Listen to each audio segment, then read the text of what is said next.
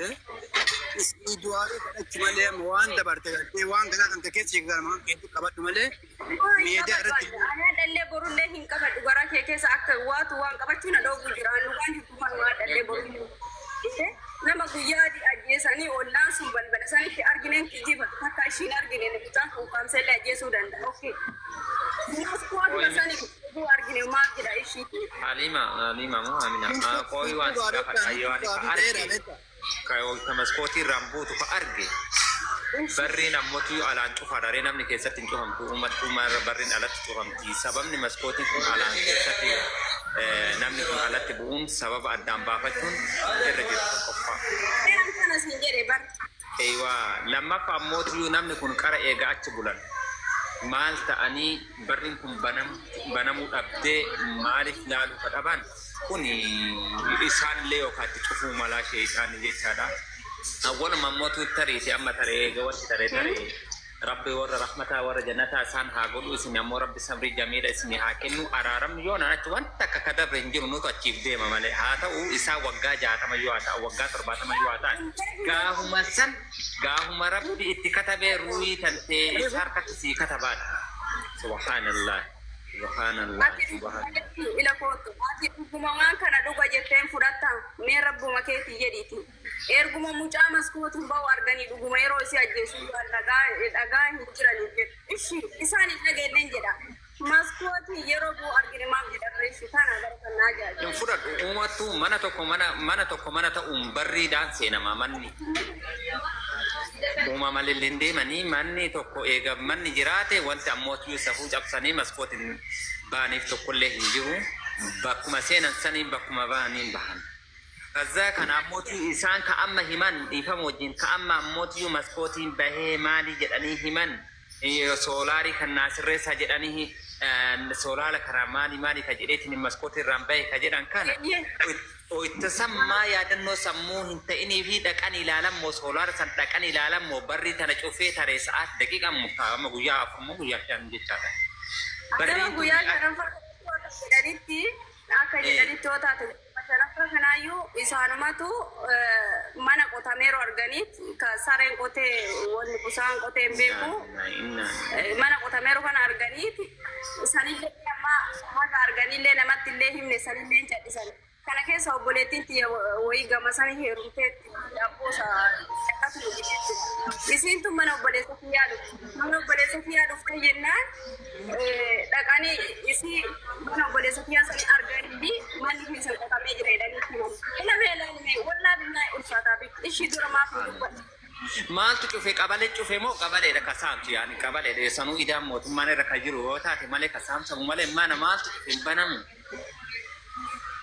Eenyu ka akkas jedhus kun amma maal keessanii aanaa keessanii moo aalii keessanii moo ollaa keessanii moo maa inni kammoo mikinyaanni bari manuma baate kana ila laali jechuun haadhuma teena talamaffaati kabraati miti manuma san bultee baate si argite isi tunatti mee yetti isi ko mana obboleessa kiyyaatti na argee mana obboleessa kiyyaa dhufee maazeeriin galtee jedhee gaafadheenaan manni keessan qotamee jira jettee na himtee naan jedhan.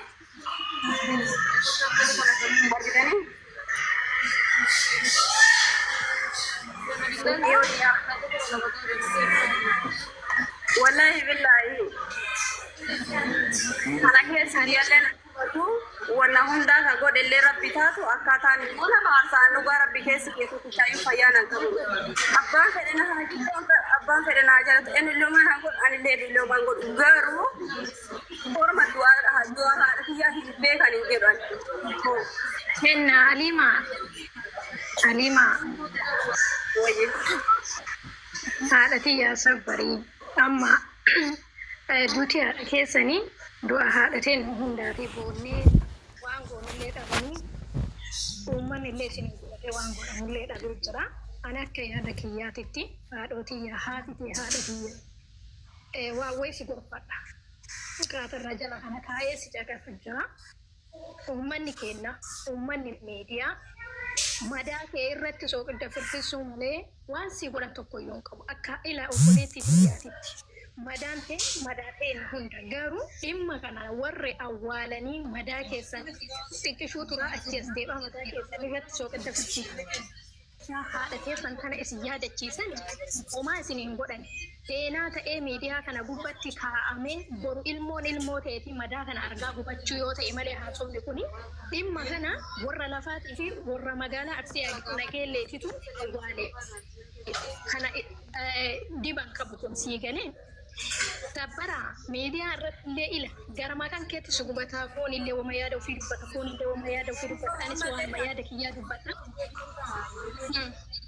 isin illee kanaaf yaadachuu waan shawuu dhaqabaa biri rabbu madhiise awwaan biraadee waan jedhu qabu dhugaan suulle gargite iyyee ani akka nama tokko akka wallaalaa tokko lemiti ani dhimme kana lafa buuftanii gara lafaatti yoo horoma waatu garaanu maatee dubbiin tun warra Arsii Nageelleetti gadi nuubuu qabdi lukaanaa sa'amuu qaba jettanii lafatti gadi bu'u malee kenna asirraa hin boo'ina ila qurxii sinaa beeku nutu achi deema malee achi asin deebi'u namni kamuu Yigale haadhotiya hundi keenyaa boonnee waan goonuu dhabnee gubannee dhiifneerra waan kan as deebi'aa miidiyaa kanarra namni yoo isin argin yeroo hundaa afaanis qaba dubbiin teeti akkumaatu jette dhugaa isii dhugaa haadhaalee haati isaanii qofa osoo hin taane haadha ta'e nuuf taati waliin bu'aa turre gadda gammachuu waliin fudhataa turre dhugaa haadha isaaniillee kan awwaale dhugaa tokkoffaa ollaadha naannoo jechaadha lammaffaa ammoo ganda Arsii Nageelleetti dhugaa isaaniillee awwaale ta'uun qabu awwaaluu qabanii baasuu qabanii haa ta'u ammoo isaan kan ammoo yoo na achi wanta akka fiduu hin dandeettan obboleeyyan kiyyaa wanta akka fiduu hin dandeettan biyyaallee jiraatan wanta akka fiduu hin dandeettan sabbaraa fi rabbi sambii jamiila isin haa kennu keessattuu sadaqaa yeroo abjuudhaan argitan sadaqadha isaaniif niyyadha sadaqadha ararama kadadha boyna on takkalle ma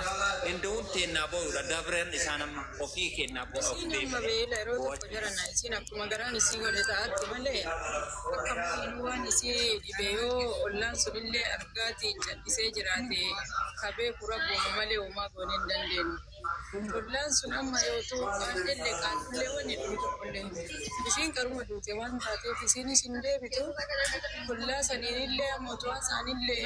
utuna sofneeyyuu osoo hin himanneeyyuu xiqqoo namni itti dhagaamee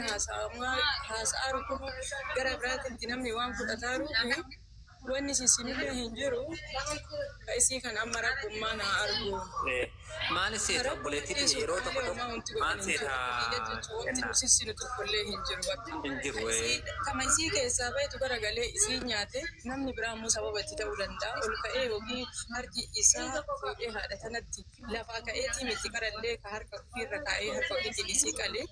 kana garuu qaama sababa itti ta'ee mucaa kanallee haadha tanatti illee kakaasee jajjabeessee waan kanaaf itti erganuuf da'oodha nun beennu rabbiin immoo beeka